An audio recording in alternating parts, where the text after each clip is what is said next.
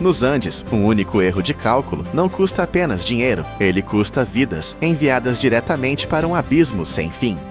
A 4.500 metros de altura, o ar rarefeito rouba 40% da força dos homens. Mas o verdadeiro choque é este. Em obras extremas como essa, mais de 60% de todo o orçamento milionário não é gasto para construir a estrada em si. Esse dinheiro é queimado apenas para impedir que a montanha destrua o trabalho humano antes mesmo da inauguração. Como engenheiros obrigam milhares de toneladas de aço e concreto a flutuar sobre o vazio, onde a gravidade é o inimigo número 1. Bem-vindos ao poder da indústria.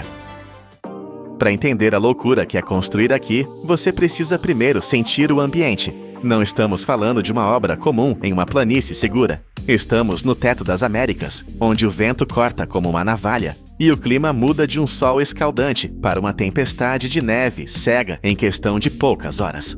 As rodovias no Peru, Chile e Bolívia desafiam a lógica.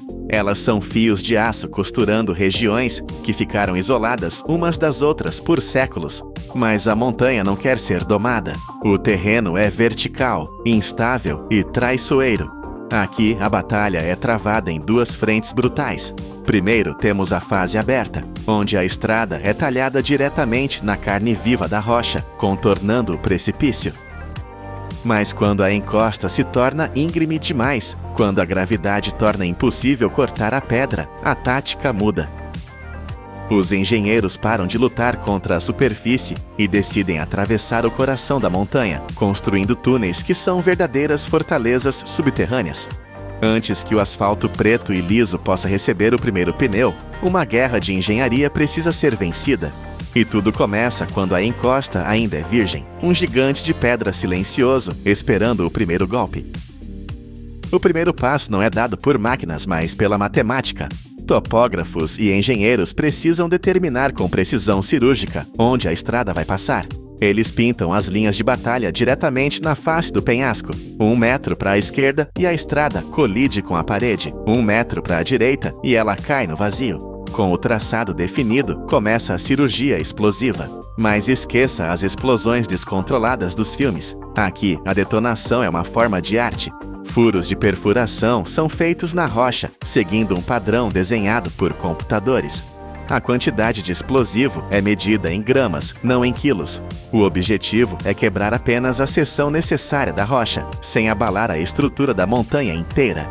Se a explosão for forte demais, ela pode causar um deslizamento que levaria meses para limpar, ou pior, derrubaria a plataforma onde as máquinas estão operando. Assim que a poeira da explosão assenta, a cavalaria pesada entra em cena. Escavadeiras hidráulicas gigantes avançam sobre os escombros. Seus dentes de aço agarram toneladas de pedra fraturada. Em um balé mecânico perigoso, caminhões basculantes de serviço pesado manobram na borda do precipício para receber a carga. Esses veículos operam sem parar, dia e noite, transportando a montanha despedaçada para longe. Em certas seções, onde a geografia permite um atalho brutal, tratores de esteira simplesmente empurram as rochas para o abismo, criando cascatas de pedra que despencam centenas de metros até os rios lá embaixo. É uma demonstração de força bruta, necessária para limpar o caminho rapidamente. Logo atrás, vêm as lâminas de nivelamento. Tratores começam a esculpir a forma final da estrada. Eles empurram o excesso, cortam os pontos altos e preenchem os baixos. A lâmina de aço raspa a rocha, ajustando a inclinação para garantir que, no futuro, a água da chuva escorra para longe e não destrua a pista. Esse ciclo violento de perfurar, explodir, carregar e nivelar se repete quilômetro após quilômetro.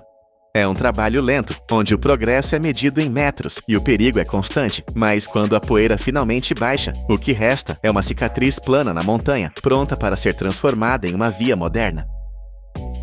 Agora que a base bruta está pronta, a transformação começa. A pedra nua e irregular não serve para pneus modernos. É preciso criar um colchão tecnológico.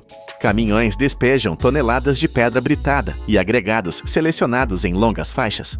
Carregadeiras distribuem esse material. E motoniveladoras o espalham com uma precisão milimétrica. Não é apenas terra, é a fundação da estrada. Caminhões-pipa passam pulverizando água, não para limpar, mas para criar a umidade perfeita, que permitirá que a terra se compacte e fique dura como cimento. Então, o chão começa a tremer. Rolos compactadores vibratórios, pesando dezenas de toneladas, passam repetidamente sobre cada camada. Eles esmagam as pedras umas contra as outras, eliminando bolsas de ar e criando uma base sólida. Nas curvas fechadas, onde as máquinas gigantes não cabem ou perigosamente perto da borda, homens corajosos usam compactadores manuais, garantindo que cada centímetro de solo esteja firme. O risco de queda é real e, por isso, em muitos pontos, equipes de alpinistas industriais descem pelas paredes verticais. Suspensos por cordas, eles usam marteletes pneumáticos para remover pedras soltas acima da estrada e instalam malhas de aço gigantescas. Essas redes são o escudo que protegerá os futuros motoristas de quedas de rochas. Finalmente, chega o momento da verdade, o asfalto. O ar nos Andes é gelado, mas o asfalto chega fervendo. Uma camada de ligação líquida é pulverizada e aquecida com maçaricos a gás para garantir que o pavimento grude na base. A vibroacabadora avança lentamente, recebendo a mistura quente e fumegante. Atrás dela, uma mesa de aço alisa o material, deixando para trás um tapete negro e perfeito. A equipe trabalha em um ritmo frenético. Se o asfalto esfriar antes de ser compactado, ele quebrará em poucos meses. É uma corrida contra o frio da montanha.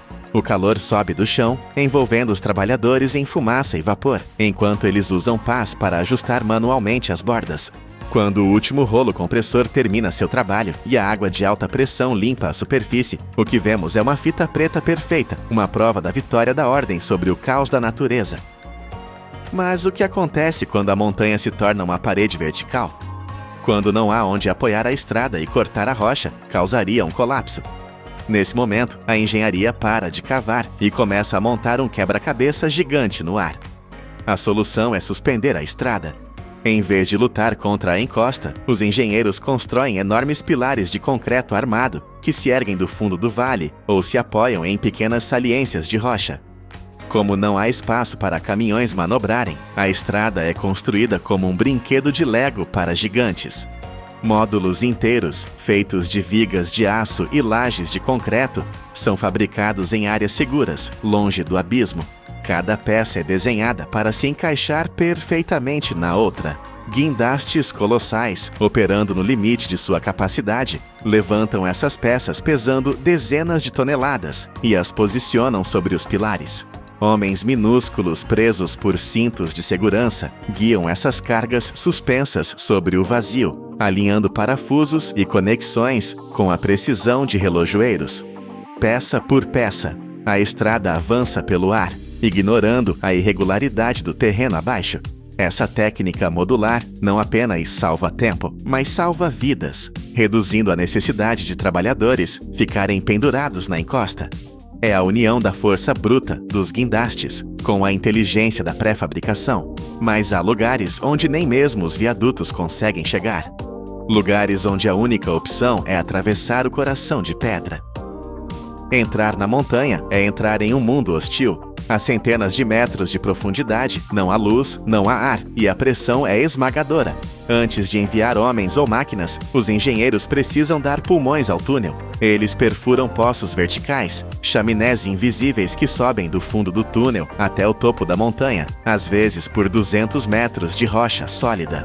A técnica é fascinante. Uma broca piloto desce, e então uma cabeça de perfuração gigante é puxada de volta para cima, comendo a rocha de baixo para cima. Quando esses poços se abrem, ventiladores a jato, poderosos como turbinas de avião, começam a rugir.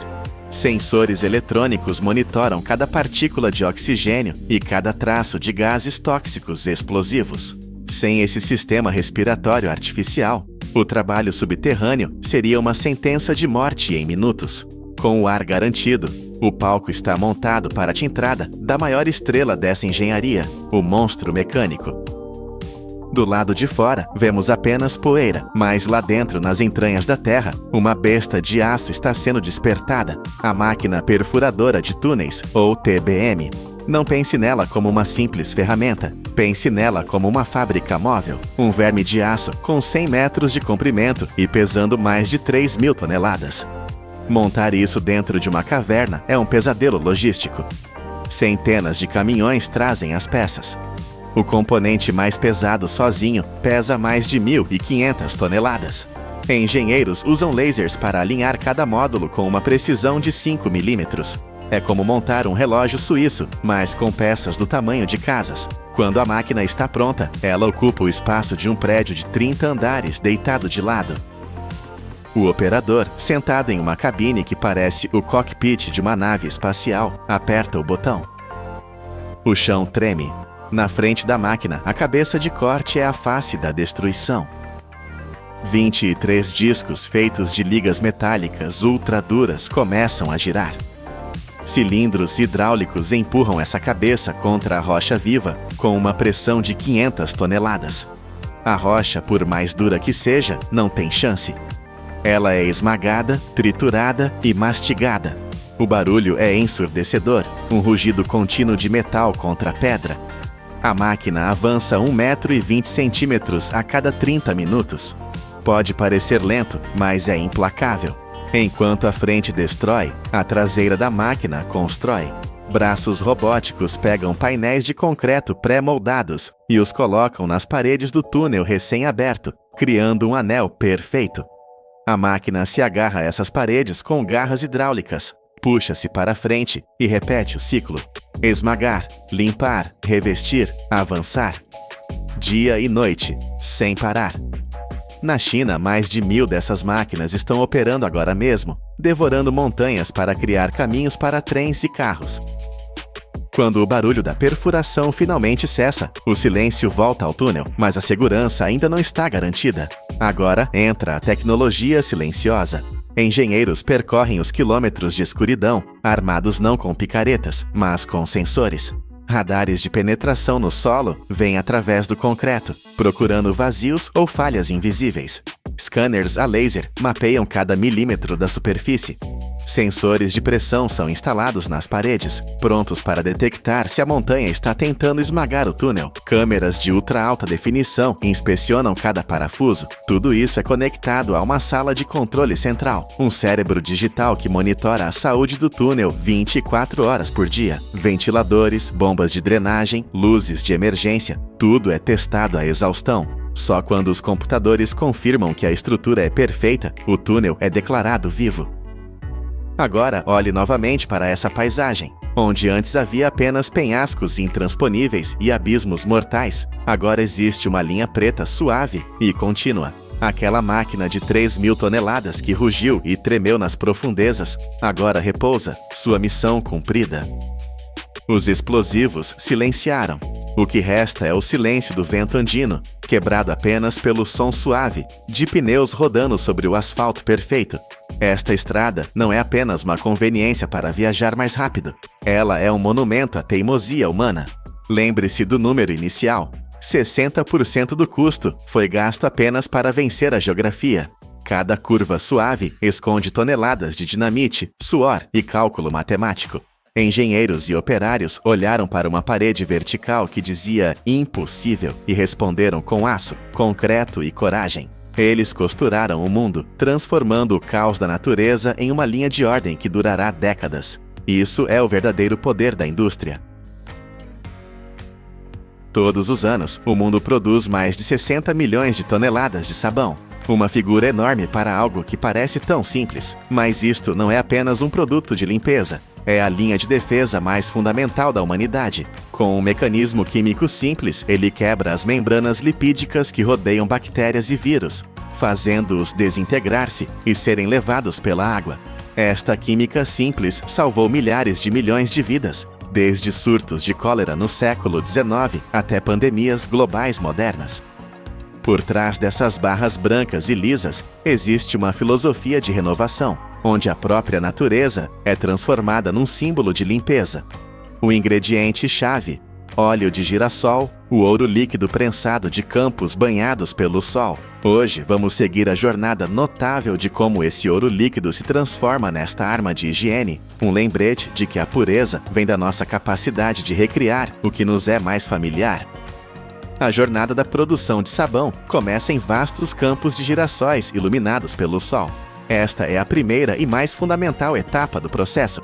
A qualidade das sementes colhidas determina a eficiência tanto da prensagem como da reação de saponificação posterior. Embora o sabão possa ser feito de muitos tipos de gorduras, como sebo animal, óleo de coco ou azeite, o óleo de girassol é cada vez mais favorecido. A planta prospera em climas quentes, necessita de cerca de 2.000 horas de luz solar por ano e requer mínimos produtos químicos agrícolas, reduzindo o seu impacto ambiental. A colheita começa quando os girassóis inclinam a cabeça e as costas ficam castanhas. Os agricultores usam medidores de umidade portáteis para verificar cada lote. A colheita só começa quando o nível de umidade da semente cai abaixo de 20%, um limiar crítico para evitar a quebra da casca e minimizar a perda de óleo. As colheitadeiras de girassol estão equipadas com cabeças de corte estreitas, ajustadas para aparar apenas as cabeças sem danificar os caules. Dentro da máquina, um tambor rotativo debulha suavemente as sementes das suas cabeças, enquanto ventiladores de ar sopram pétalas e detritos maiores. Parâmetros-chave, como a velocidade do tambor e a pressão do fluxo de ar, são constantemente monitorizados para preservar a qualidade do óleo. As sementes separadas são recolhidas em contentores ventilados para evitar a condensação e manter a sua secura natural. Logo após saírem dos campos, os caminhões carregados com sementes de girassol chegam à estação de recepção. Este passo é crucial para estabilizar a qualidade da matéria-prima antes da extração de óleo, uma vez que as sementes recém-colhidas ainda contêm impurezas e retêm alta umidade que pode levar à deterioração. Na área de entrada, as sementes são despejadas em tremonhas de carga que alimentam um sistema de peneiras vibratórias de múltiplos decks. Cada camada de peneira tem orifícios de tamanhos diferentes para separar palha, pó, fragmentos de casca e sementes vazias. Sopradores de ar de alta potência enviam uma corrente ascendente contra as sementes em queda, removendo detritos mais leves. Apenas os lotes que cumprem os requisitos de tamanho e peso passam para a secção de secagem. A secagem é realizada usando um fluxo constante de ar quente recirculado, mantido entre 100 e 110 graus Fahrenheit, ou cerca de 38 a 43 graus Celsius. Este processo opera continuamente durante várias horas, para reduzir a umidade da semente para 8 a 10%. A temperatura deve ser rigorosamente controlada. Se for demasiado alta, a estrutura do ácido gordo decompõe-se. Se for demasiado baixa, as sementes permanecem úmidas, permitindo o crescimento de bolor. Sensores de temperatura e umidade transmitem dados para um painel de controlo central, onde os engenheiros monitorizam o processo em tempo real. Assim que a secura-alvo é atingida, as sementes arrefecem naturalmente, passam por um separador de metais e uma unidade final de classificação. As sementes limpas, secas e uniformes são finalmente armazenadas em silos de aço selados, prontas para a fase de prensagem. Quando as sementes atingem o nível de umidade ideal, são transferidas para a área de prensagem, onde a essência preciosa no interior é extraída sob imensa pressão mecânica. Primeiro, as sementes são esmagadas por rolos de parafuso de aço gêmeos, partindo-as em flocos finos para melhorar a eficiência da extração. Este material triturado entra então numa prensa de parafuso. Aqui, forças de compressão que atingem vários milhares de libras por polegada quadrada espremem o óleo através de fendas finas. O líquido resultante é conhecido como óleo cru. O bolo de prensa restante é reaproveitado como ração animal ou convertido em biocombustível. O óleo cru nesta fase tem uma tonalidade dourada escura e contém impurezas naturais, como ceras e proteínas. Para estabilizar a sua qualidade, o óleo é suavemente aquecido entre 160 e 180 graus Fahrenheit, ou 70 a 80 graus Celsius, para remover a umidade. É depois filtrado através de membranas de celulose para eliminar partículas sólidas. Em instalações modernas, é aplicado um passo adicional chamado desparafinagem a frio. O óleo é arrefecido a cerca de 35 a 40 graus Fahrenheit, ou 1 a 4 graus Celsius.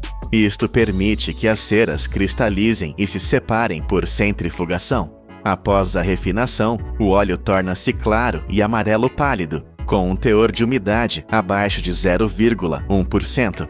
O óleo acabado é então armazenado em tanques de aço inoxidável herméticos, protegido da luz e do oxigênio, pronto para a próxima fase. O óleo de girassol refinado é bombeado para um vaso de reação, o coração de toda a linha de produção, onde ocorre o passo mais crucial, a saponificação. Esta é a reação química entre o óleo vegetal e um álcali forte, tipicamente hidróxido de sódio, ou NiOH. A reação produz dois produtos principais: sabão, o sal de sódio dos ácidos gordos, e glicerina, um umectante natural que mantém o sabão suave. Como o óleo de girassol contém níveis elevados de ácidos oleico e linoleico, promove uma reação estável, resultando numa espuma fina e textura leve. O óleo é aquecido entre 140 e 160 graus Fahrenheit, ou 60 a 71 graus Celsius. Após isso, a solução de hidróxido de sódio é introduzida sob pressão controlada. Agitadores de hélice dupla operam continuamente para garantir uma mistura completa. Sensores monitorizam constantemente o pH, a temperatura e a condutividade para evitar excesso de álcali, um fator que pode causar irritação na pele. À medida que a reação se aproxima da conclusão, a mistura começa a engrossar. A cor muda de amarelo pálido para branco creme. Durante a fase final da mistura, são adicionados pigmentos naturais como argila, carvão ativado ou açafrão da Índia para colorir o produto. O sabão cru é então separado da solução de glicerina e lavado com salmoura para remover impurezas antes de ser transferido para a área de neutralização. Após a neutralização, o sabão cru é arrefecido e moído em pequenos grânulos, conhecidos como noodles de sabão. Estes grânulos são alimentados num misturador de parafuso duplo, onde eixos contrarrotativos amassam o material continuamente para alcançar uma textura uniforme e maleável. Durante este processo, a glicerina é adicionada para reter a umidade, o sal puro aumenta a dureza. Óleos essenciais naturais, como lavanda, bergamota ou hortelã-pimenta, são pulverizados diretamente na câmara de mistura. Se for desejada a cor, pigmentos minerais naturais como argila vermelha ou carvão ativado são introduzidos na fase final. Cada parâmetro, temperatura, viscosidade e tempo de mistura, é cuidadosamente controlado. Isto garante que a fragrância e a cor se misturam uniformemente, resultando numa massa de sabão suave, macia e estruturalmente estável. Após a mistura completa, a massa de sabão suave e maleável é alimentada numa extrusora a vácuo, uma máquina responsável por comprimir, desaerar e homogeneizar o material antes da moldagem. Dentro da câmara de extrusão, um parafuso rotativo impulsiona continuamente o sabão para a frente sob alta pressão. A meio do corpo da máquina, uma câmara de vácuo remove todas as bolhas de ar microscópicas e bolsas de ar presas. Este passo é o segredo. Garante que o sabão extrudido emerge denso, sólido e com uma superfície perfeitamente lisa. Se os níveis de pressão ou vácuo não forem controlados com precisão, as barras acabadas podem mais tarde desenvolver vazios ou rachaduras. Assim que a pressão estável é alcançada, o sabão é forçado através de uma placa de matriz de aço. Sob compressão intensa, o material é extrudido em fios macios e uniformemente coloridos, um sinal de que a sua plasticidade está em níveis ideais. Estes fios são recolhidos e preparados para uma segunda passagem de extrusão, para aumentar ainda mais a densidade. Finalmente, a massa de sabão densa e uniforme é empurrada para fora através da cabeça da matriz, em barras longas e contínuas. Para garantir que cada barra cumpre as dimensões precisas necessárias para a estampagem, estas barras extrudidas são enviadas através de uma máquina de corte automática. Sensores ópticos detectam a posição e a velocidade de movimento das barras de sabão, sincronizando a rotação do cortador com a taxa de extrusão.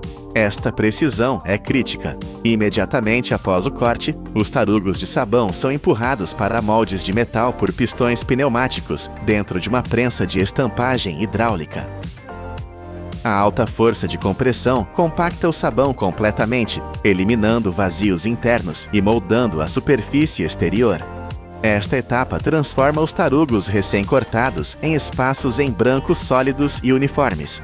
Quando as barras de sabão moldadas ainda estão macias, passam para a gravação do logótipo.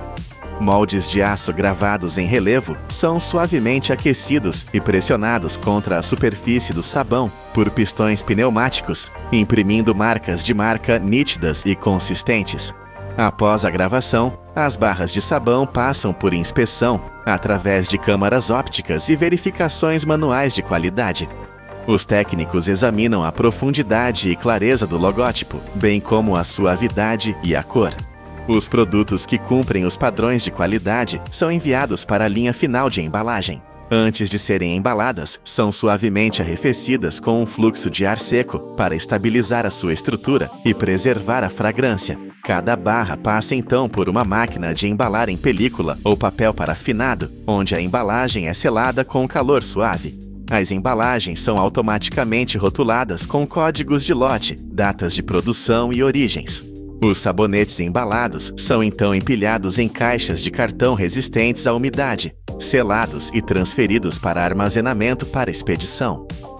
Mas sabia que esta invenção tem mais de 4.000 anos? Foi criada acidentalmente na antiga Mesopotâmia. Ao ferver gordura animal com cinza de madeira, descobriram uma substância capaz de lavar a sujidade, dando origem ao próprio conceito de higiene. Sabia também que a glicerina, o subproduto natural da saponificação, é um umectante tão valioso que muitas vezes é separado e vendido separadamente a empresas de cosméticos. O sabão que usamos hoje é o herdeiro direto desta longa linha de inovação, um escudo silencioso aperfeiçoado ao longo de milênios. Dos campos dourados de girassol às barras de sabão puras e perfumadas. É uma jornada que une agricultura, química e engenharia precisa. Cada etapa, desde a colheita e prensagem do óleo até a saponificação, moldagem e embalagem, reflete como a humanidade transforma recursos naturais em produtos que servem à limpeza e à saúde. 60 milhões de toneladas. Da energia de 2.000 horas de luz solar à pressão de milhares de libras e a remoção de ar a vácuo. Toda esta engenharia complexa serve um propósito: criar o escudo mais simples, mais familiar e mais fiável que a civilização possui. Neste exato momento, o mapa dos oceanos está coberto por 50.000 navios. Eles estão em toda parte: Europa, Ásia, Américas. Mas se você ativar o filtro para mostrar apenas os Ultra Large Ships, monstros de aço que carregam 24.000 contêineres, o equivalente a uma cidade inteira empacotada, algo assustador acontece. Os Estados Unidos, a maior superpotência do mundo, desaparecem do mapa. Porque os navios mais avançados da humanidade evitam a costa americana como se fosse uma zona proibida? A resposta está escondida no fundo de rios lamacentos e custa bilhões de dólares. Para entender como a América perdeu o trono dos mares, precisamos voltar a 1956. Foi um caminhoneiro americano, Malcolm McLean, quem olhou para o caos dos portos antigos e teve uma ideia radical: e se colocássemos tudo em uma caixa de aço padronizada? O primeiro navio, o Ideal X, carregava apenas 58 caixas. Parecia pouco, mas foi a faísca que incendiou o mundo. Desde então, a humanidade entrou em uma corrida de gigantismo que nunca mais parou. Os navios cresceram de 500 para 2.000, depois 10.000 contêineres. Hoje, essas catedrais flutuantes são tão grandes que desafiam a própria engenharia. A ironia é cruel. Essa revolução nasceu nos Estados Unidos, mas em apenas 2 décadas, o centro de gravidade do mundo mudou brutalmente para a Ásia. Enquanto China, Coreia do Sul e Singapura construíam portos que parecem cidades futuristas, com águas profundas e tecnologia de ponta, a infraestrutura americana parou no tempo. Os portos dos Estados Unidos continuaram operando como se ainda estivessem na década de 60. Guindastes baixos, docas rasas e sistemas manuais. Lembre-se do Canal do Panamá. Durante décadas, ele ditou as regras do jogo. 70% de tudo que passa por lá vai ou vem da América. Para caber nas eclusas antigas, os navios tinham que ser Panamax. 294 metros de comprimento, 32 de largura. Mas em 2016, o canal se abriu. O novo padrão Neo-Panamax permitiu monstros de 366 metros. O mundo celebrou, a Ásia celebrou, a Europa celebrou, mas os portos americanos olharam para esses novos gigantes e perceberam que suas portas eram pequenas demais. Aqui está a realidade física que nenhum político pode ignorar. Na Europa, portos como Roterdã ou Hamburgo olham diretamente para o mar profundo. Na Ásia, Xangai e Singapura construíram ilhas artificiais em águas abertas. Mas nos Estados Unidos, a maioria dos grandes portos, Savannah, Nova York, Charleston, foi construída na boca de rios. Há 100 anos, isso era genial para conectar navios a trens. Hoje, é uma sentença de morte logística. Fozes de rios são onde a lama e o lodo se acumulam sem parar. A profundidade média nesses portos é de 12 a 14 metros. Parece fundo até você perceber que um navio moderno, carregado com 20 mil contêineres de eletrônicos, móveis e roupas, precisa de 16 a 17 metros de calado apenas para flutuar. Se ele tentar entrar em Savannah, ele encalha antes mesmo de ver o cais. Para lutar contra a natureza, a América gasta uma fortuna. O projeto para aprofundar o porto de Savannah em apenas 2,5 metros custou 973 milhões de dólares. Quase $1 bilhão para remover areia e lama, e levou 8 anos para ser concluído. O resultado? Água turva, morte em massa de vida marinha e um porto que ainda não é fundo o suficiente para os maiores navios do mundo, como o Classe Ever Ace. É um investimento de luxo para receber apenas alguns navios extras por ano, uma batalha contra a geografia que os Estados Unidos estão perdendo lentamente. Mas vamos imaginar que, por um milagre, o navio consiga entrar sem raspar o fundo. O que ele encontra em terra é ainda mais desanimador. Os guindastes americanos são relíquias. Eles esticam seus braços metálicos por 55 ou 60 metros. Isso era suficiente nos anos 90, mas os novos navios são tão largos, 75 metros de largura, que os guindastes americanos não conseguem alcançar as fileiras de contêineres do outro lado do convés. É como tentar pegar uma caixa na prateleira mais alta com um braço curto demais. Compare isso com o que acontece do outro lado do oceano. Em Roterdã ou no porto de Tuas, em Singapura, a cena parece saída de um filme de ficção científica. Não há gritos de operários, não há buzinas de caminhões. Às vezes, não há nem luzes, porque robôs não precisam ver. Veículos guiados automaticamente, os AGVs, deslizam pelo pátio como formigas em uma placa de circuito, com precisão milimétrica.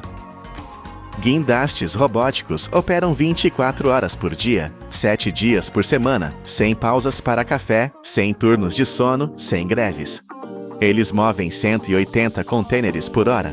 A diferença de eficiência é humilhante. Descarregar um contêiner em Xangai custa cerca de $150. Em Los Angeles, prepare a carteira. Custa entre $500 e $600. Adicione taxas de inspeção, taxas de cais, taxas de espera. E o custo extra por container chega a $900 apenas por ter escolhido um porto americano. Para as empresas de navegação, a matemática é simples e cruel. A diferença de combustível entre um navio médio e um gigante é de apenas 1%, mas o risco de ficar preso em um porto ineficiente nos Estados Unidos pode custar bilhões. Ninguém quer arriscar um desastre como o do Ever Given em águas americanas. Nós vimos o preço dessa ineficiência em 2021. O mundo assistiu, chocado, enquanto a cadeia de suprimentos global colapsava. Não foi na Ásia, foi na Califórnia. Mais de 100 navios porta-contêineres ficaram parados no mar, ancorados ao largo de Los Angeles e Long Beach. Eles formaram uma corrente de aço visível do espaço. Tudo o que você queria comprar naquele ano, televisores, chips, materiais de construção, estava flutuando ali, preso no purgatório logístico. Para os moradores da costa, foi um filme de terror. Eles brincavam que o pôr do sol tinha sido cancelado, substituído por paredes de contêineres. Mas o ar que respiravam não era piada. Cada um daqueles navios mantinha seus gigantescos motores a diesel ligados dia e noite para manter as luzes e os refrigeradores funcionando. O resultado? 100 toneladas de fumaça tóxica lançadas no ar de Los Angeles todos os dias. Era como se 500 mil carros estivessem ligados em marcha lenta na praia, envenenando os pulmões da cidade. E o perigo não estava apenas no ar. O Oceano Pacífico é vasto e violento. Quando você deixa navios de 400 metros parados em águas abertas, você convida o desastre. O fenômeno do rolamento paramétrico pode fazer um navio balançar tão violentamente que ele ejeta sua carga. Em 2020, o navio One Apus perdeu 1.816 contêineres em uma única tempestade. Imagine um arranha-céu inteiro de mercadorias desabando no oceano escuro. Milhões de dólares em produtos simplesmente desaparecendo nas ondas, porque a fila para entrar na América era longa demais. Por que os Estados Unidos não consertam isso? Por que não apenas cavar mais fundo e construir guindastes maiores? A resposta é o labirinto invisível da burocracia.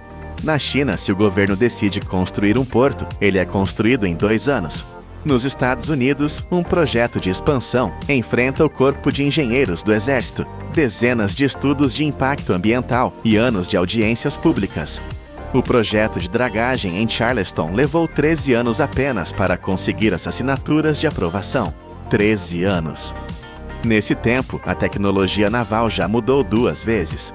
Existe também o efeito NIMBY, Not in my backyard, ou não no meu quintal. Em Oakland, um projeto vital foi cancelado, porque os moradores locais temiam que guindastes mais altos estragassem a vista da baía e atrapalhassem os pássaros. Enquanto a comunidade discute a vista, a economia sangra. E mesmo que vençam a papelada, eles enfrentam o concreto.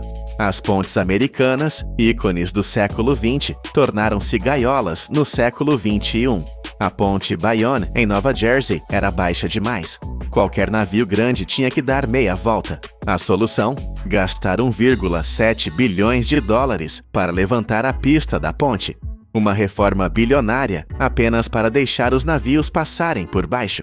E a fragilidade dessa infraestrutura ficou dolorosamente clara em março de 2024, em Baltimore. Um único navio de carga, nem mesmo um dos maiores, perdeu a potência e colidiu com a ponte Francis Scott Key. A estrutura inteira desmoronou em segundos, cortando uma artéria vital do comércio na costa leste. Isso mostrou ao mundo que a infraestrutura americana não é apenas velha, ela é vulnerável.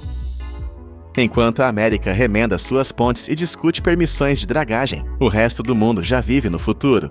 O contraste é brutal. O Reino Unido acabou de inaugurar o London Gateway, um porto de 2 bilhões de dólares capaz de receber 7 meganavios ao mesmo tempo. Mas a verdadeira revolução está na Ásia.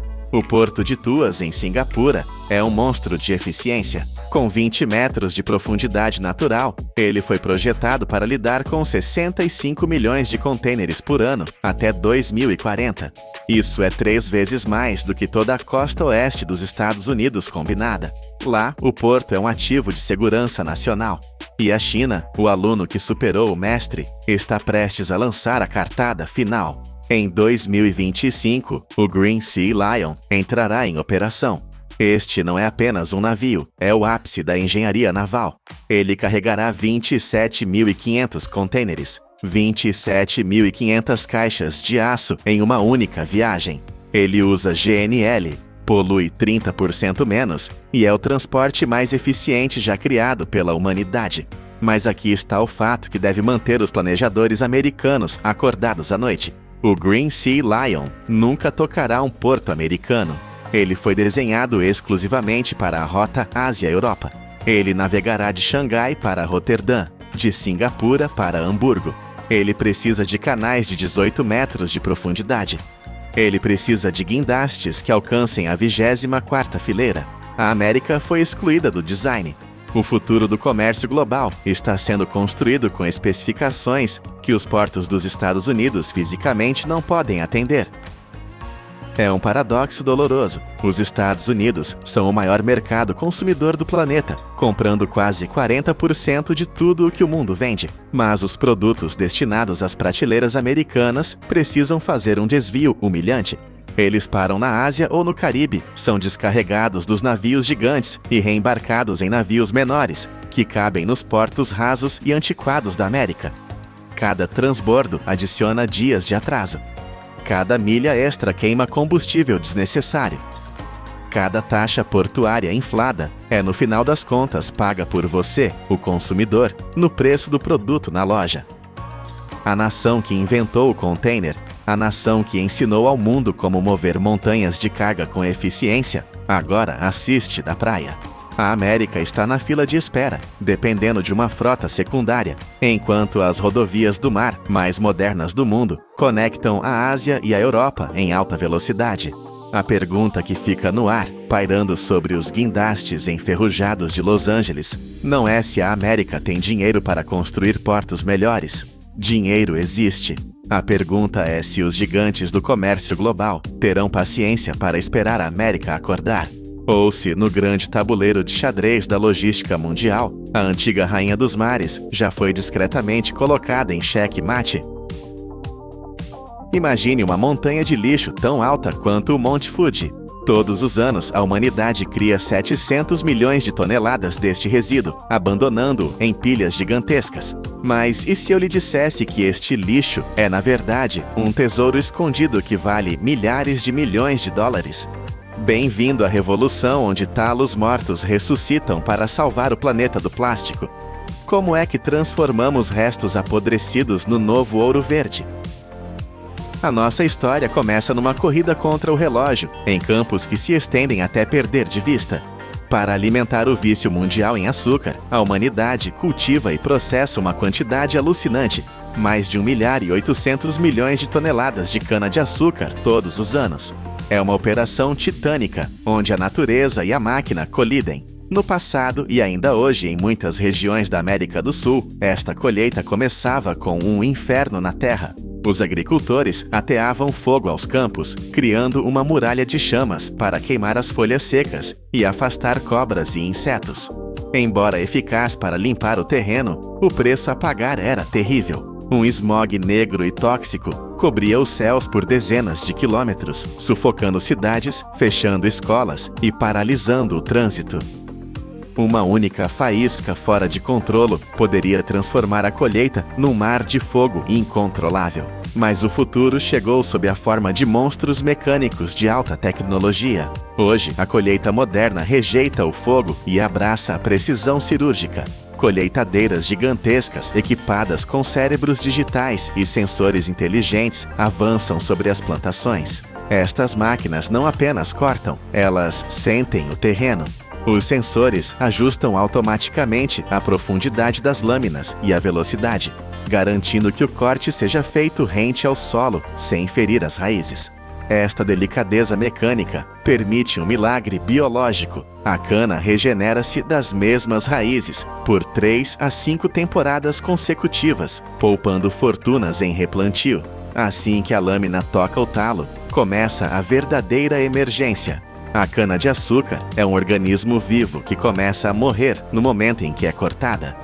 Em apenas 24 horas, sob o calor implacável do sol, o teor de açúcar pode despencar até 15% devido à desidratação e à decomposição natural. É uma hemorragia de lucro invisível, por isso não há pausas. Braços hidráulicos automatizados carregam caminhões em movimento, criando um rio de aço e fibra que flui sem parar em direção à fábrica. Cada minuto conta nesta maratona industrial. Quando estas montanhas de cana chegam à usina, enfrentam o primeiro grande desafio: a limpeza. Pode parecer trivial, mas é uma questão de vida ou morte para a maquinaria. A cana chega coberta de poeira e terra, e misturada a ela vem grãos microscópicos de areia. Se esta areia entrasse na linha de produção, agiria como uma lixa diamantada, destruindo os rolos de aço e paralisando uma linha multimilionária. Por isso, a matéria-prima é bombardeada por jatos de água de alta pressão, removendo qualquer impureza. A água usada é capturada, filtrada e reciclada num ciclo fechado, pois mesmo uma gota de água suja poderia trazer bactérias capazes de azedar todo o lote de açúcar. Limpa e brilhante, a cana entra na câmara de tortura, o triturador. Facas rotativas de alta velocidade rasgam a casca dura e expõem as fibras internas, preparando o material para uma extração máxima. O barulho é ensurdecedor, uma sinfonia de destruição controlada. A massa triturada é então engolida por moinhos colossais que aplicam uma pressão esmagadora. É aqui que os mundos se separam. De um lado sai o sumo doce, o ouro branco que vai para a nossa mesa. Do outro lado, a máquina cospe o bagaço. Uma fibra seca, esmagada e aparentemente inútil. A escala deste desperdício é difícil de compreender. Para cada tonelada de cana esmagada, a indústria gera cerca de 300 kg deste bagaço fibroso. O açúcar extraído representa apenas 1/3 desse volume. Estamos a falar de uma montanha anual de resíduos tão gigantesca que, se fosse empilhada num único local, rivalizaria em altura com o Monte Fuji. Durante décadas, este material foi queimado ou deixado a apodrecer, libertando metano e CO2. Mas agora, em vez de ser o fim da linha, este momento marca o início de uma nova vida gloriosa para estas fibras esquecidas. Nos pátios das fábricas, o bagaço acumula-se em colinas artificiais, que chegam a ter 6 metros de altura e cobrem áreas do tamanho de campos de futebol. Parece apenas uma pilha de lixo orgânico, mas é uma bomba relógio biológica. Se a umidade não for controlada, o interior destas pilhas começa a fermentar e a apodrecer. O bolor devora a fibra e, com ele, dezenas de milhares de dólares em matéria-prima evaporam-se. A secagem, portanto, não é apenas deixar ao sol, é uma gestão crítica de ventilação e tempo, que pode durar de algumas horas a vários dias. Quando o bagaço está estabilizado, a verdadeira magia começa nas instalações de reciclagem. O material entra numa nova fase de purificação, ainda mais rigorosa. Passa novamente por lavagens intensas para remover qualquer vestígio de areia ou restos de açúcar que tenham sobrado. O açúcar residual é o inimigo aqui. Se permanecer na fibra, ele vai caramelizar e queimar quando aquecido, arruinando a cor e a qualidade do produto final. Após ser limpo e desidratado, o bagaço é moído até se tornar uma polpa fina, mas a fibra sozinha é quebradiça. Para resolver isso, os engenheiros adicionam uma pequena quantidade de amido natural ou polpa reciclada à mistura. É como adicionar ovos à farinha para fazer um bolo. Estes aditivos dão flexibilidade e impedem que o material rache. A mistura é aquecida até atingir entre 130 e 180 graus Celsius, transformando-se numa pasta quente e maleável. O que antes era um talo rígido no campo, agora é um barro tecnológico, pronto para ser moldado em qualquer forma que a nossa imaginação desejar. Agora entramos no coração da fábrica, onde o calor e a força bruta operam o milagre da transformação. A pasta de bagaço é injetada em moldes de metal maciço, obras-primas de engenharia, aquecidas a temperaturas infernais, entre 160 e 200 graus Celsius. Estes moldes são desenhados com precisão absoluta para criar desde pratos simples até embalagens complexas. Quando a prensa desce, ocorre algo fascinante. Uma pressão hidráulica titânica esmaga a pasta contra o metal quente. Não há colas químicas aqui. Não há resinas tóxicas. O segredo está na própria natureza. Sob este calor e pressão extremos, as fibras de celulose acordam e entrelaçam-se, fundindo-se umas às outras. É uma soldadura biológica. O material cola-se a si mesmo, usando a sua própria estrutura interna, criando um objeto sólido e resistente sem ajuda artificial. Mas o processo é violento. O objeto recém-nascido está a ferver e agarrado ao molde. Se fosse arrancado à força, deformar-se-ia. A solução é um choque térmico controlado.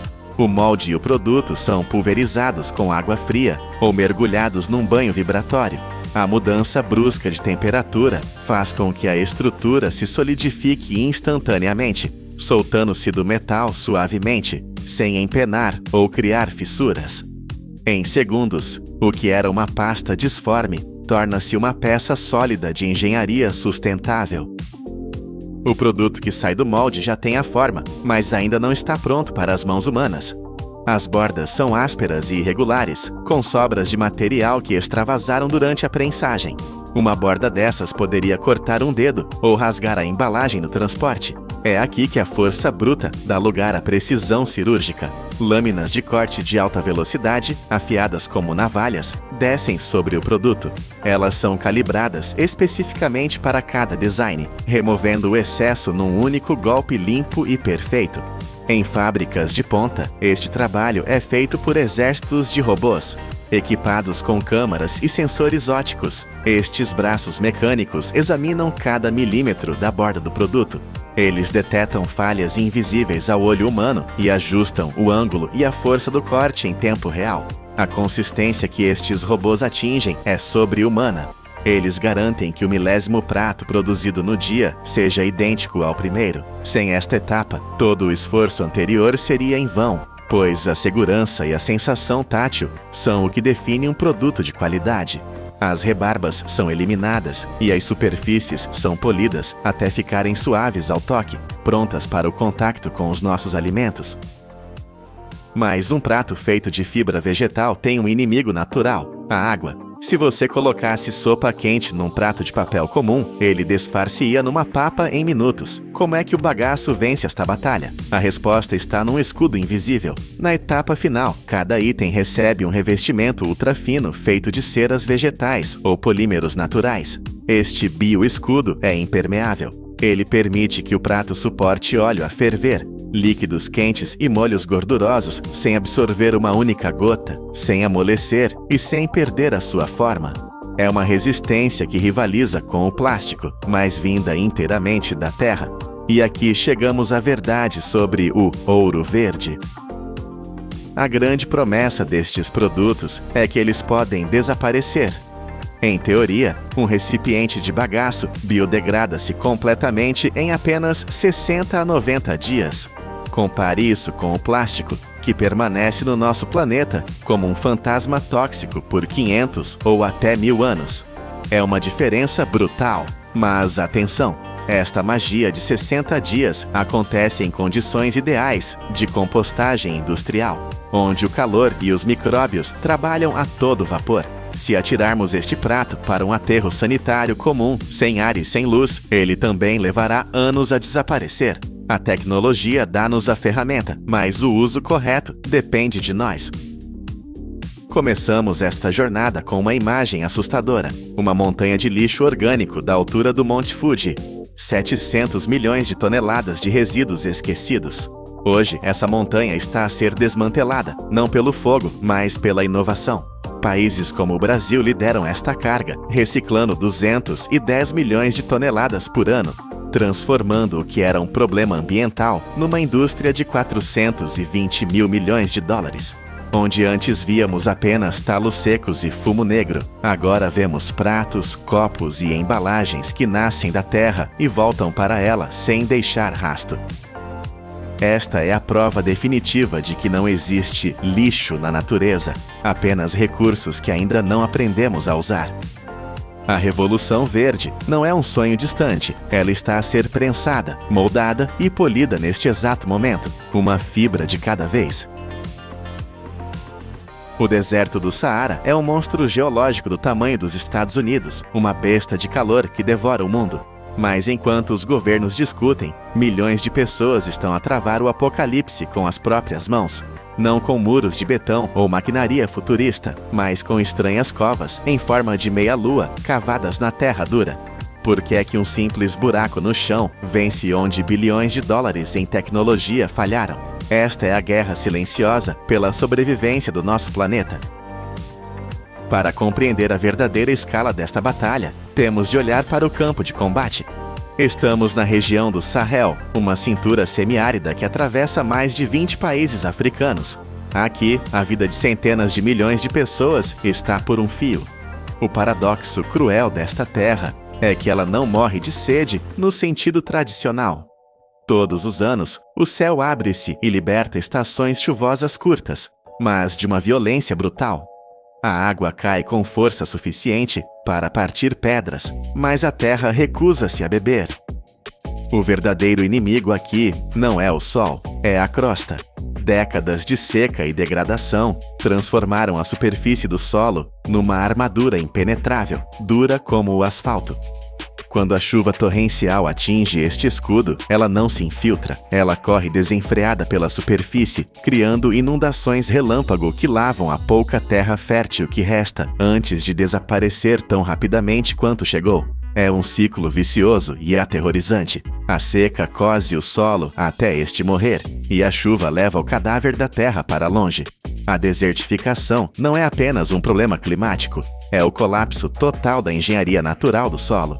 Durante décadas, a humanidade tentou combater isto com força bruta e boas intenções. Campanhas internacionais despejaram bilhões de dólares para plantar florestas inteiras. Bilhões de rebentos foram colocados no solo com a esperança de criar uma barreira verde. Mas a natureza não perdoa a ignorância.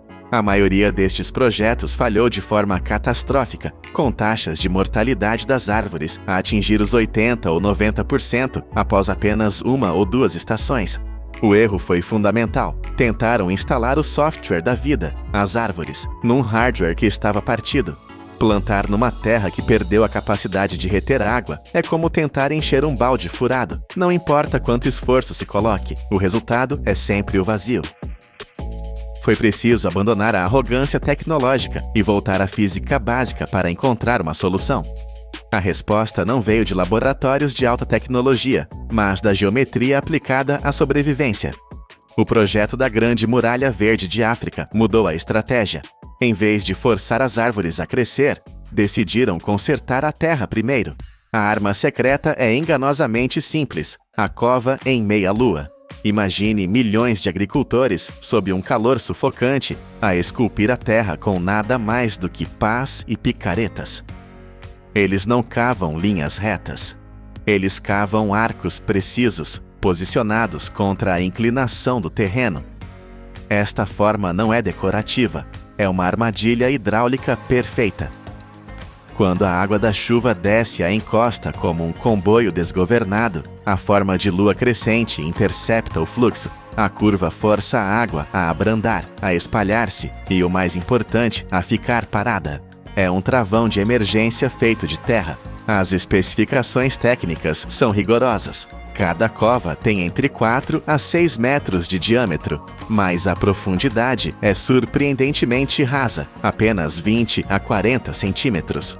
O objetivo não é criar uma piscina profunda, mas sim uma bacia larga, que dê tempo à física para funcionar, permitindo que a gravidade puxe a água para o subsolo profundo, longe do sol ladrão. Um único ser humano, armado apenas com determinação, pode escavar uma destas estruturas numa hora. É uma tecnologia de custo zero e escalabilidade infinita. E o que acontece a seguir parece magia, mas é pura ciência. Estudos de campo no Níger e no Burkina Faso mostram uma transformação que desafia a lógica. Áreas que antes tinham 0% de vegetação, terras que eram consideradas mortas e estéreis, recuperam 40% a 60% da sua cobertura vegetal em apenas 2 a 5 anos. Onde antes havia apenas poeira vermelha e desespero, agora surgem ilhas de verde, arbustos nativos e, eventualmente, árvores que regressam por conta própria, alimentadas por um solo que aprendeu novamente a beber.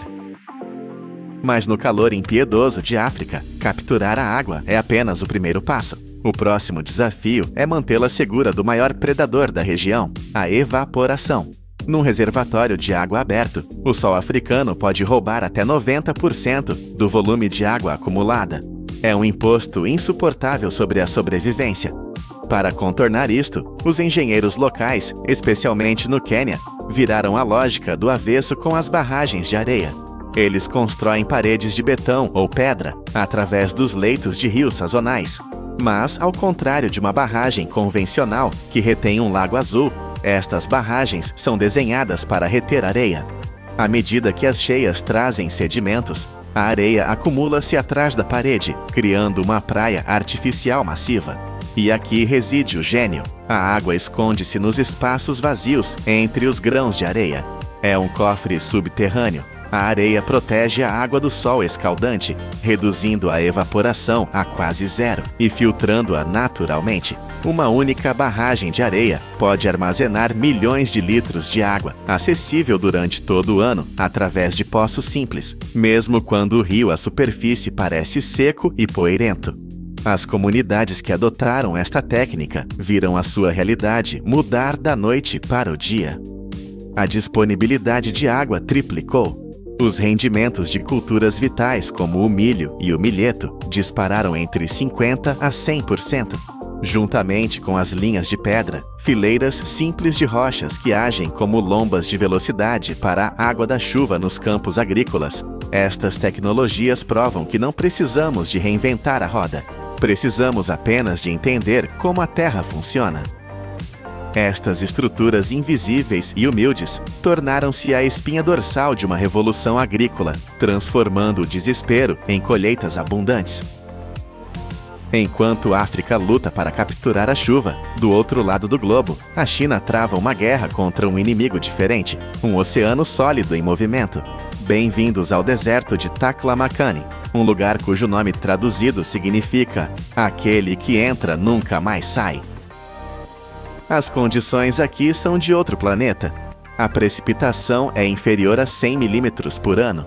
Para visualizar a secura deste lugar, imagine derramar uma pequena garrafa de água de meio litro num metro quadrado de terra e esperar que isso dure uma semana inteira sob um sol implacável. É 10 vezes mais seco do que os desertos da Califórnia, mas o perigo não é apenas a seca, é a mobilidade. As dunas de areia aqui não ficam paradas. Elas movem-se, engolindo estradas, cidades e história.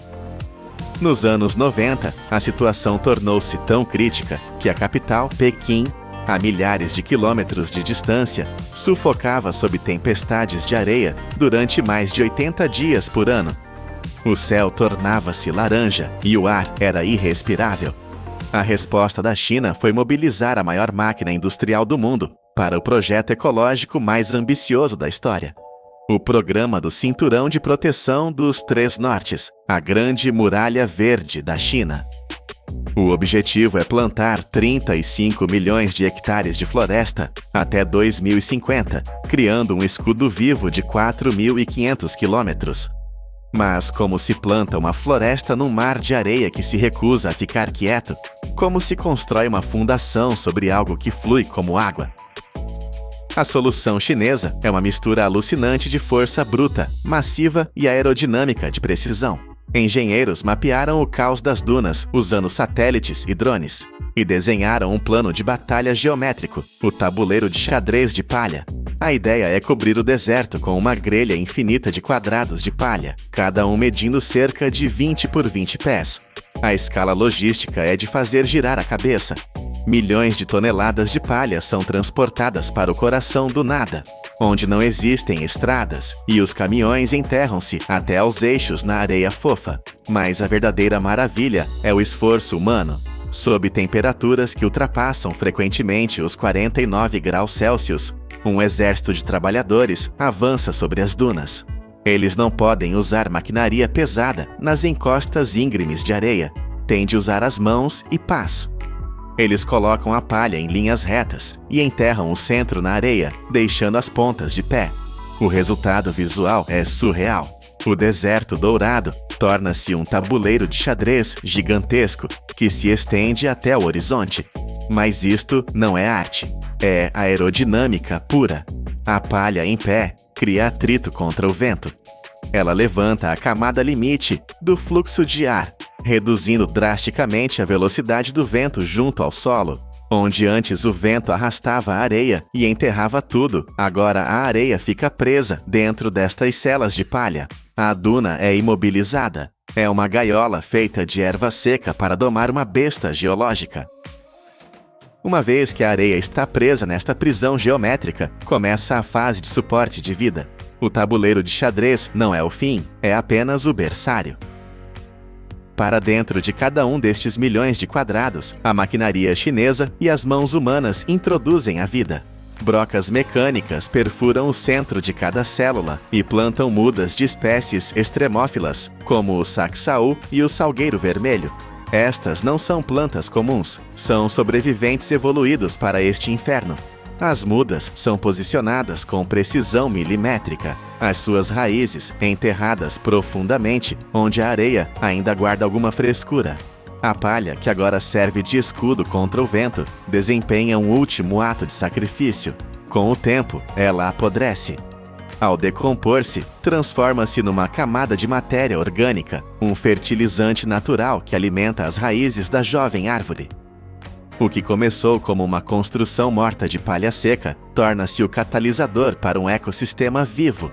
As raízes das árvores descem metros de profundidade, agarrando a duna por dentro, transformando a areia móvel em solo estável. A cobertura florestal da China, que era de apenas 10% em 1949, saltou para mais de 25%. Onde antes havia apenas o silêncio da morte e o som do vento, agora ouve-se o restolhar das folhas. África e China mostram-nos dois caminhos distintos para o mesmo destino. Em África, a vitória vem da adaptação, usando a forma de uma lua crescente para convidar a água a ficar. Na China, a vitória vem da conquista, usando uma grelha rígida para forçar a areia a obedecer. Mas em ambos os casos, a lição é humilhante e poderosa. Não precisamos de tecnologias de ficção científica para salvar o planeta.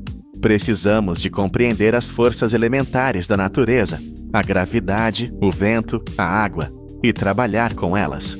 Seja com uma pá enferrujada no Sahel, ou com uma operação logística massiva no Taklamakan, a humanidade provou que é capaz de curar as cicatrizes da Terra.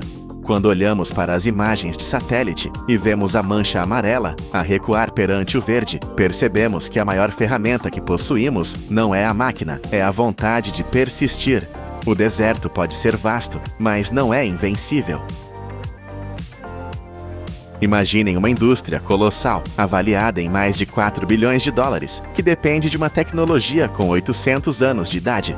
Num mundo obcecado pela velocidade, a produção deste pó verde é um verdadeiro paradoxo de engenharia.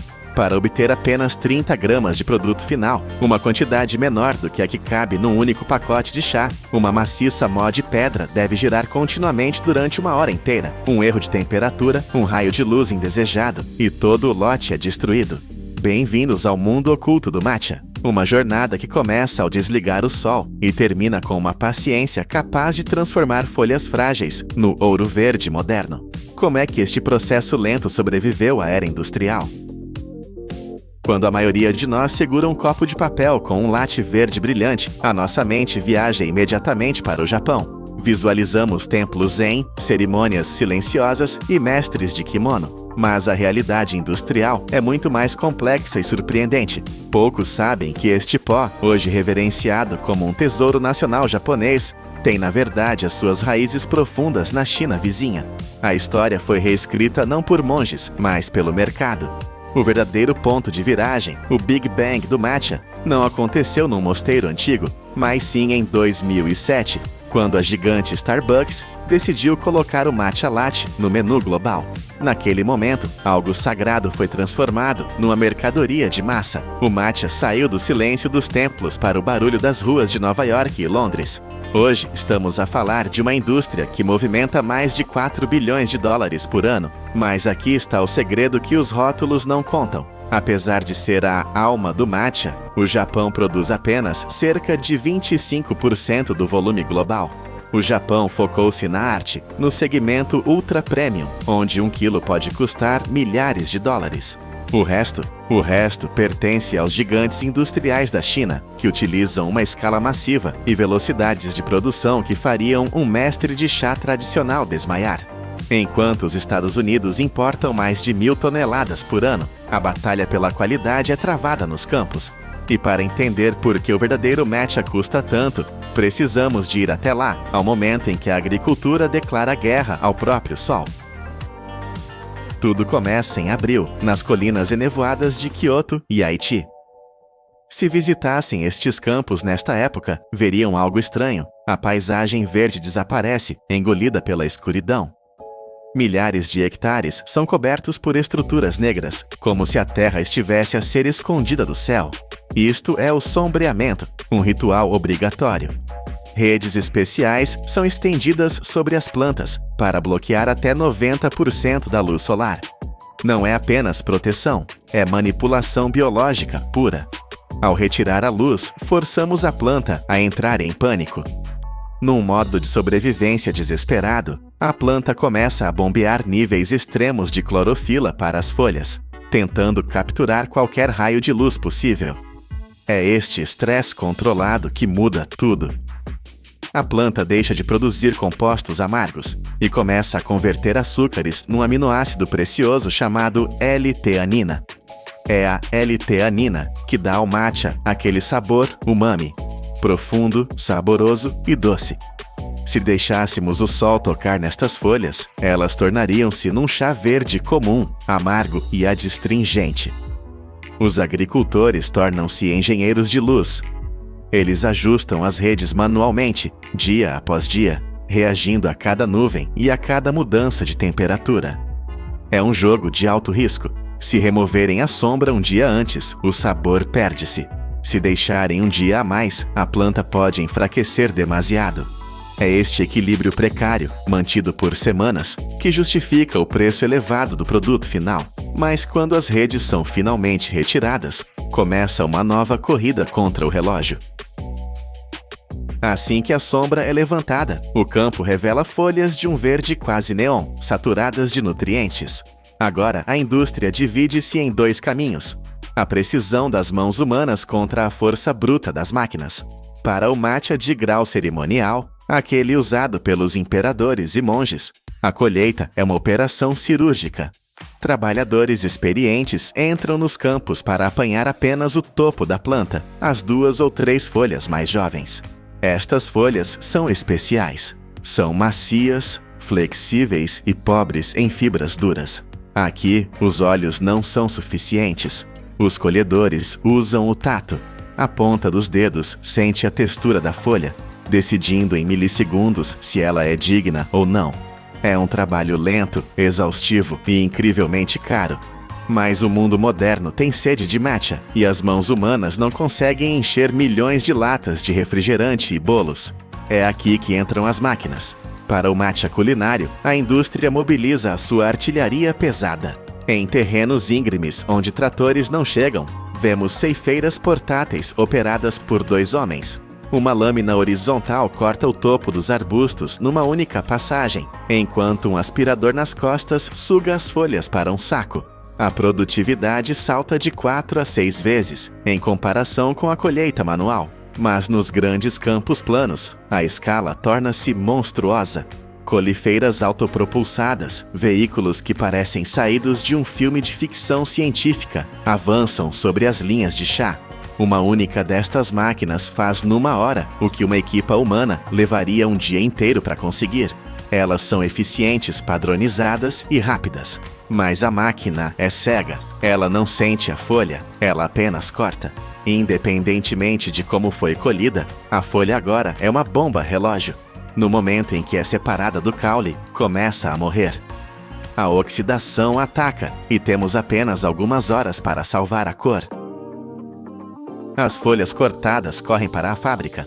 A janela de segurança é minúscula, de 1 a 3 horas no máximo.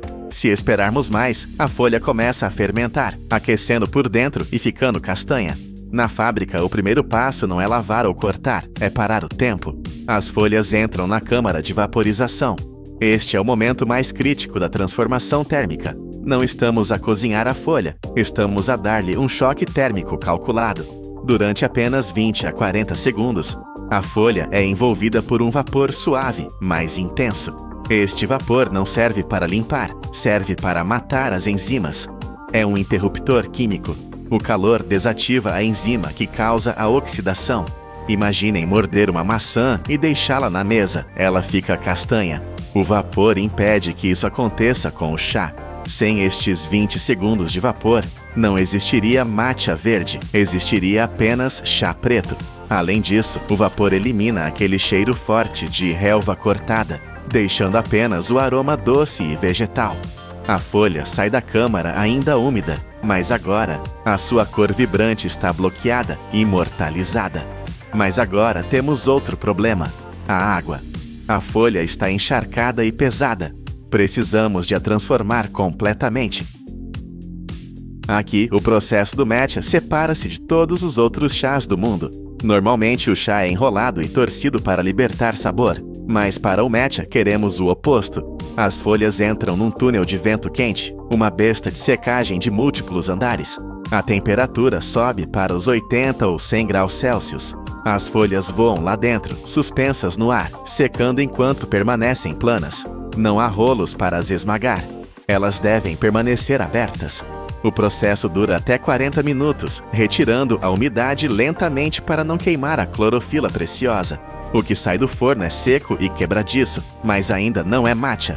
É uma mistura suja de folhas, caules, veias e pedaços de madeira. Para fazer o pó mais suave do mundo, precisamos de realizar uma cirurgia de separação. O material entra na refinaria. Aqui, uma sinfonia de máquinas usa vibração, peneiras e correntes de ar para separar o pesado do leve. O objetivo é implacável: eliminar tudo o que não seja a carne pura da folha. Os caules duros, fora. As veias fibrosas, fora. Se deixarmos passar um pedaço de caule, o pó final terá um sabor arenoso e amargo. Apenas os flocos mais leves e puros sobrevivem a este processo. O resultado chama-se tencha. É a alma do matcha, purificada e pronta. Estes flocos são cortados em pedaços uniformes, criando um confete verde. Agora estamos prontos para a fase final, a fase onde a engenharia moderna se curva perante a física da pedra. Chegamos ao coração da fábrica. O barulho dos motores e ventiladores desaparece. Entramos numa sala climatizada, silenciosa, onde fileiras de objetos cilíndricos giram hipnoticamente. Estas são as mós de granito. Num mundo onde a eficiência é medida em toneladas por hora, esta sala é um desafio à lógica.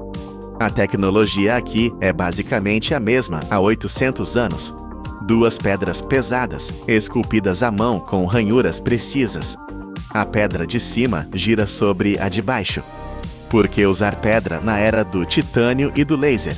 A resposta é o calor. Se usássemos moinhos de metal industriais de alta velocidade, o atrito geraria tanto calor que queimaria o chá. O verde brilhante tornaria-se amarelo e o sabor doce transformaria-se em cinza amarga. A pedra é fria e a pedra é lenta, incrivelmente lenta. As mós giram a apenas 30 a 60 rotações por minuto. É mais lento que o ponteiro dos segundos do vosso relógio. Esta lentidão é o segredo. Ela tritura as folhas em partículas microscópicas, medidas em micrones, sem aquecer o produto. O resultado desta paciência é chocante para qualquer gerente de fábrica moderno. Uma mó inteira, a trabalhar sem parar, produz apenas 30 a 40 gramas de pó numa hora. 30 gramas. É o suficiente para fazer apenas algumas chávenas de chá. E imaginem a escala necessária para alimentar o mundo. Para produzir as toneladas que a Starbucks e os supermercados exigem, são necessárias salas com centenas, milhares destas mós a girar dia e noite. É uma força industrial feita de milhares de pequenas lentidões. O pó que sai das bordas da pedra é tão fino que se comporta como fumo. Dissolve-se na água instantaneamente, criando aquela espuma rica que conhecemos. O produto final é agora mais valioso do que o ouro, mas também mais frágil do que vidro. O matcha em pó tem 3 inimigos mortais que estão à espera para o matar: a luz, a umidade e o oxigênio. Se deixarmos este pó exposto ao ar, ele oxida e morre em questão de horas. A linha de embalagem é a última fronteira de defesa. Para o matcha premium, usam-se latas de metal herméticas, seladas a vácuo ou com azoto, criando um cofre impenetrável. É a única forma de garantir que o consumidor, do outro lado do mundo, sinta o mesmo sabor que o mestre de chá no Japão. Para o mercado de massas, máquinas ultra rápidas enchem milhões de pequenos pacotes stick para lattes instantâneos. A engenharia aqui foca-se na velocidade e na vedação perfeita. O objetivo é congelar o frescor no tempo, até o momento em que vocês abrem o pacote. Esta é a jornada incrível do matcha. Começamos nas colinas escuras, onde enganamos a natureza para criar sabor. Passamos por máquinas que colhem hectares num dia e terminamos numa sala onde pedras antigas giram mais devagar que o tempo. Numa era onde tudo é instantâneo, o matcha é uma lição de resistência. Cada grama deste pó representa uma hora de trabalho de uma pedra de granito. É a prova de que, mesmo na indústria moderna, há coisas que não podem ser apressadas. Da próxima vez que beberem aquele gole verde e sentirem a energia, lembrem-se, vocês não estão apenas a beber chá. Estão a beber o resultado de uma batalha épica entre a biologia, a engenharia e o tempo. E o vencedor, felizmente, está na vossa chávena.